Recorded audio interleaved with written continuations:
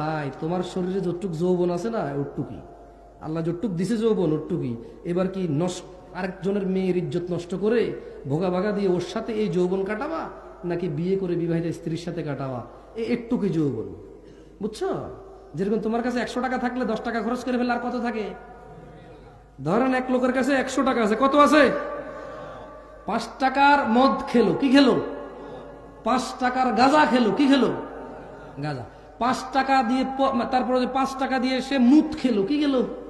5 টাকায় ঘু খেলো, কি খেলো? 5 টাকা ছিঁড়ে ফেলে দিছে। এভাবে তার 25 টাকা চলে গেলে আর কত থাকে? কত থাকে? আর বাকি 25 টাকা দিয়ে সে কি করলো? এইভাবে পেঁচাইয়া সিগারেট জ্বালায় খাইয়ে ফেললো। বাকি 25 টাকা কি করলো? এইভাবে পেঁচাইয়া সিগারেট বানাইয়া এর ভিতরে সাদা পাতা জর্দা মর্দা বুংবাং দিয়া উড়াই দিল। তার কাছে আর কত থাকে? এবার যদি এই 50 টাকার নোট ভূগোল নিচে নিয়ে যদি দৌড়াদৌড়ি করে, এটা 100 টাকা হবে? বালিশের নিচে রেখা 100 হবে? হবে 100 টাকা? এমনি এমনি ঘষাঘষি করলে হবে? ছোট ভাই, যৌবনটাও তো এরকম আল্লাহ দেওয়া রিজিক। যতটুকু আল্লাহ রিজিক দিয়েছে অতটুকুই।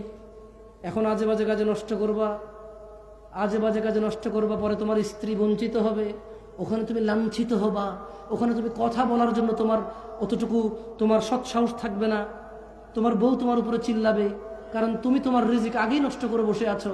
এরপরে রসুনের কুশ বগলের নিচে দিয়ে হাঁটা লাভ হবে না। বুঝে আসছে?